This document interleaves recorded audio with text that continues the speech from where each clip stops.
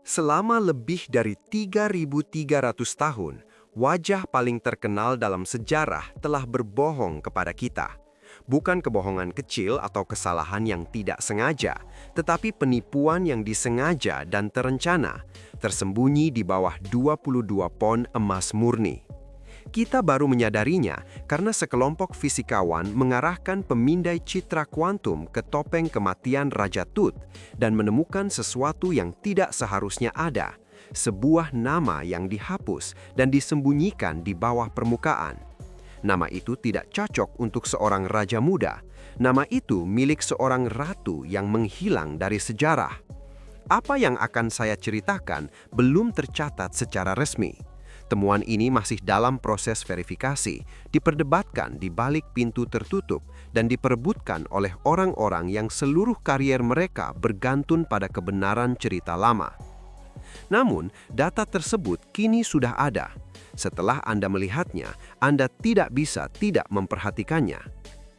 Topeng yang kita cintai, ikon yang tercetak di jutaan poster dan kaos, sebenarnya tidak pernah dimaksudkan untuk Tutankhamun. Topeng itu dicuri dari makam orang lain, dan bukti itu selalu ada.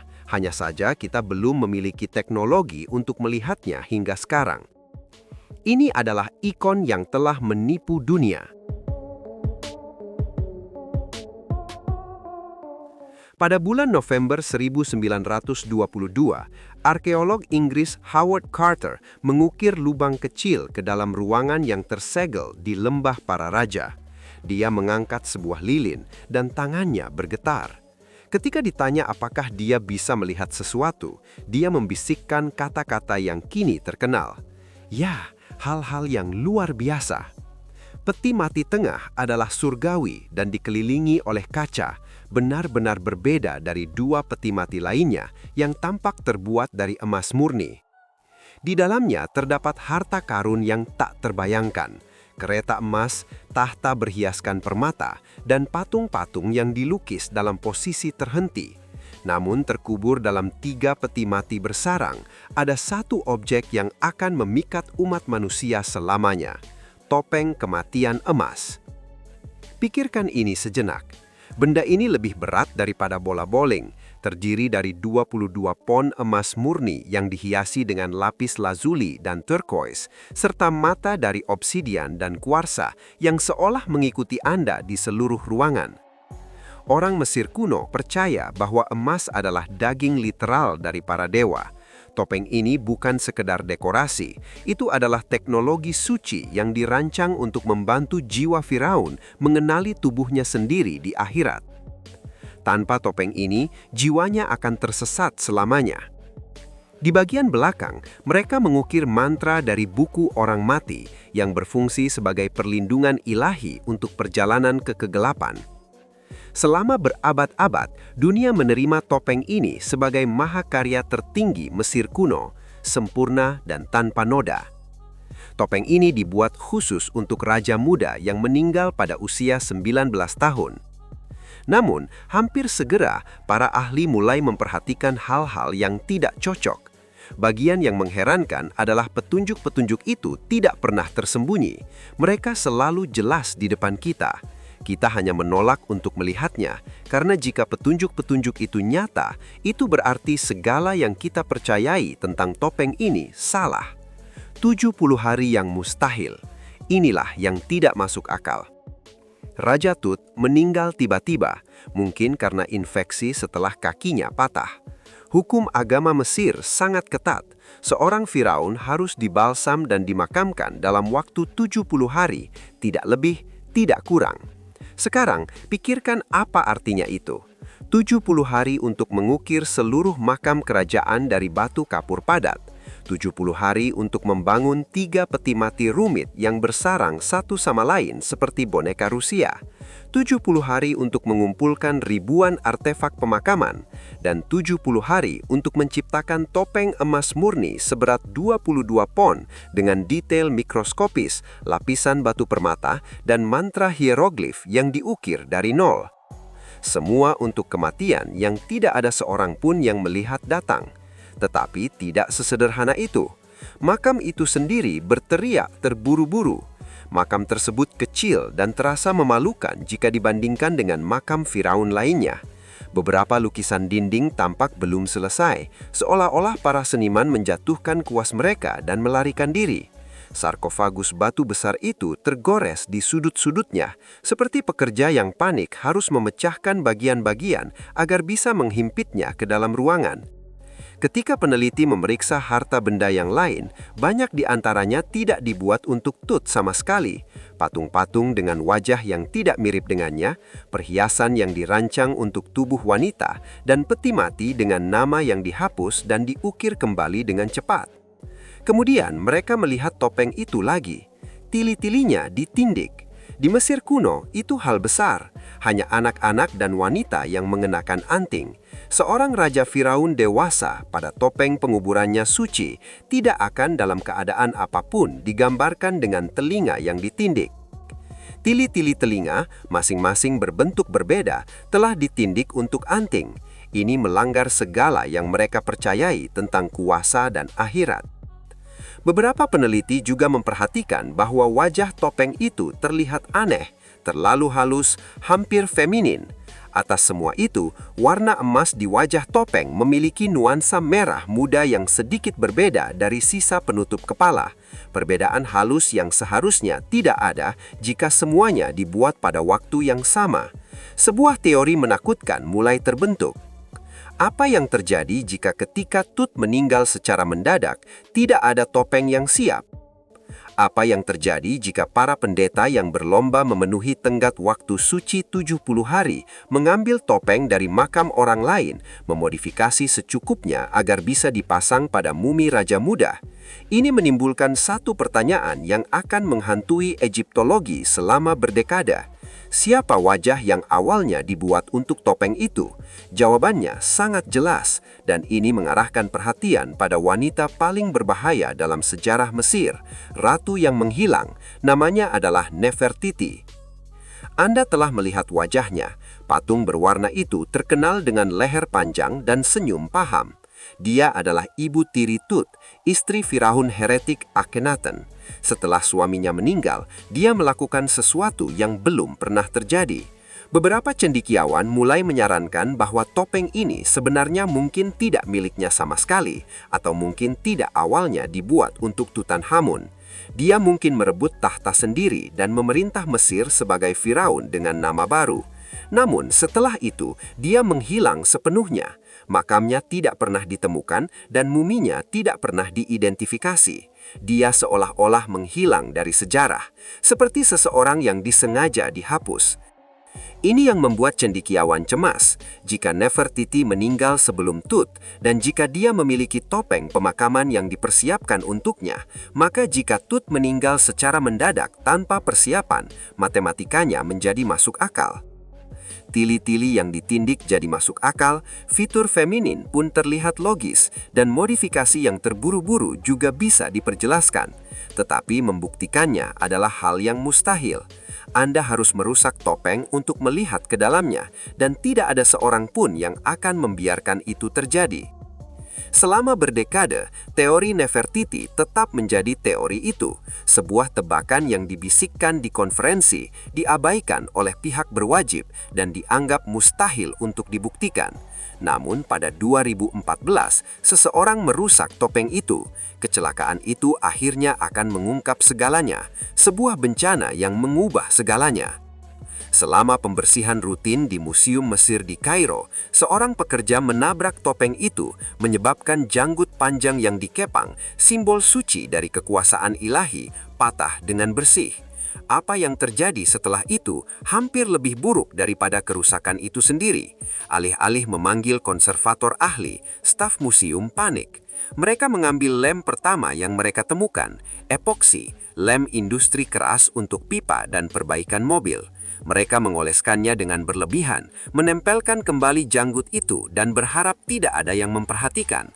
Tetapi semua orang memperhatikan. Mereka bahkan mengoleskan lem secara mencolok di dagu emas itu. Harta terbesar Mesir yang telah bertahan selama 33 milenium telah dirusak oleh lem dari toko peralatan kerja.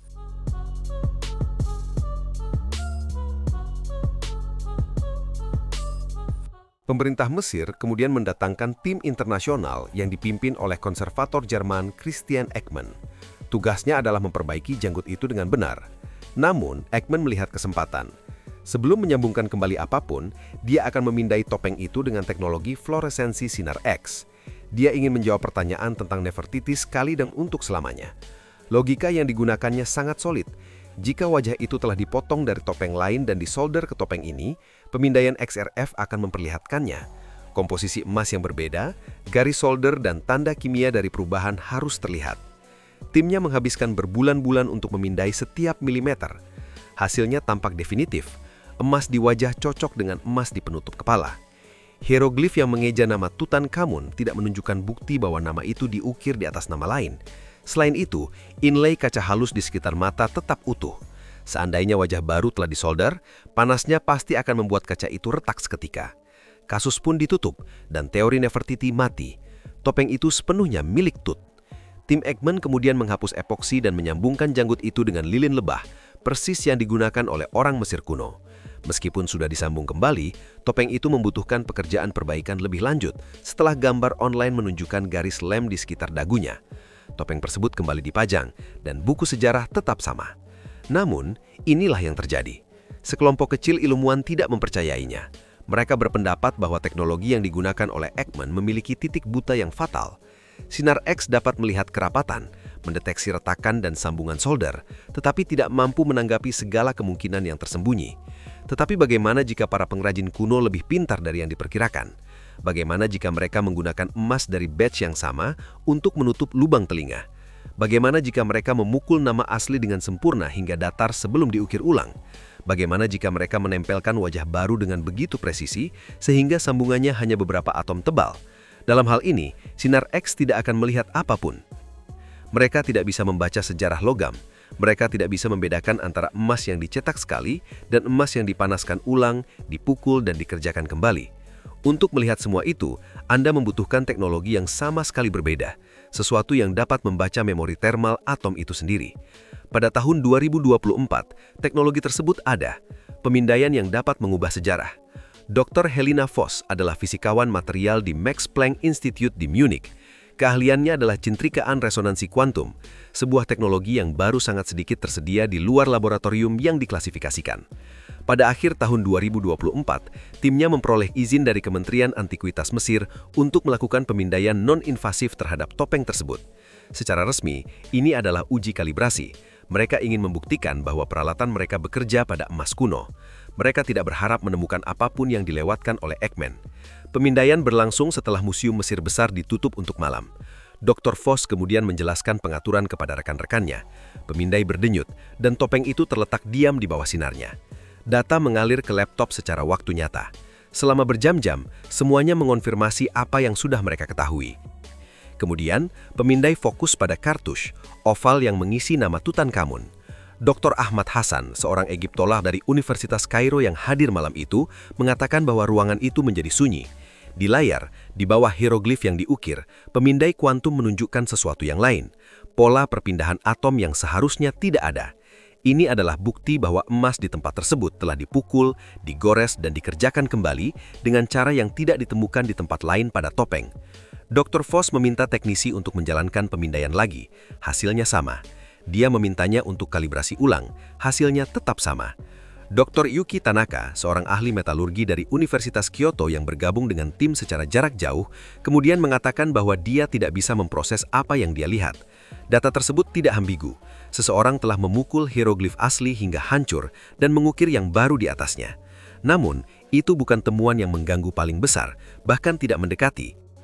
Tim melakukan analisis struktural penuh. Apa yang mereka temukan membongkar satu abad asumsi. Pertama, telinga. Sinar X menunjukkan emas padat, sementara pemindaian kuantum menunjukkan sesuatu yang berbeda. Dua colokan silindris perfect. Seseorang telah mengisi lubang telinga yang ditindik dengan batang paduan emas yang identik, lalu memukul dan menghaluskannya hingga sambungannya tidak terlihat oleh teknologi sebelum 2024. Telinga itu telah disumbat. Ini menunjukkan bahwa topeng itu awalnya milik seseorang yang mengenakan anting. Kedua, wajah. Pemindai kuantum mendeteksi apa yang disebut Dr. Voss sebagai ghosting thermal selama keseluruhan perimeter tempat wajah bertemu dengan penutup kepala. Ini adalah tanda molekular, menunjukkan bahwa emas di bagian itu telah dipanaskan pada suhu yang berbeda dari logam di sekitarnya. Ini sangat mungkin menjadi satu-satunya pemakaman kerajaan yang utuh yang pernah ditemukan di lembah para raja. Pengrajin kuno tidak mensolder dari depan, karena itu akan memecahkan kaca. Mereka menempelkan wajah baru dari belakang menggunakan teknik yang begitu maju sehingga sambungannya tidak terlihat selama 3.000 tahun. Mereka memukul nama kerajaan Nefertiti hingga datar dan mengukir namanya di tempatnya. Mereka menguburkan raja mereka dengan wajah yang dicuri dan menyembunyikan kebenaran bersama dirinya. Saat ini topeng berada di Museum Mesir Besar, di mana miliaran pengunjung memandangnya setiap tahun, percaya bahwa mereka melihat Tutankhamun. Namun di bawah permukaan emas itu, tersimpan hantu dari seorang ratu yang hilang, terpendam selama 3.300 tahun, dan terungkap oleh teknologi yang membaca memori atom. Temuan ini belum dipublikasikan secara resmi, verifikasi sedang berlangsung, dan karir banyak orang bergantung pada keseimbangan. Namun, data itu sekarang sudah ada, dan itu menimbulkan pertanyaan yang tidak akan hilang. Jika topeng dicuri dari makam Nefertiti, apalagi di ruang pemakamannya yang tidak sesuai dengan Tut, beberapa banyak dari harta si raja muda itu dicuri dari makam lain dalam keadaan terburu-buru selama 70 hari. Dan pertanyaan terbesar dari semuanya, di manakah sebenarnya topeng pemakaman Nefertiti yang dibuat untuknya dan memiliki wajahnya sendiri? Karena jika mereka mencuri miliknya untuk digunakan oleh Tut, topeng siapa yang mereka letakkan di atasnya? Beritahu kami pendapat Anda di kolom komentar, dan jangan lupa untuk like, subscribe, serta aktifkan notifikasinya agar Anda tidak ketinggalan lebih banyak rahasia yang tidak mereka ketahui. Sampai jumpa.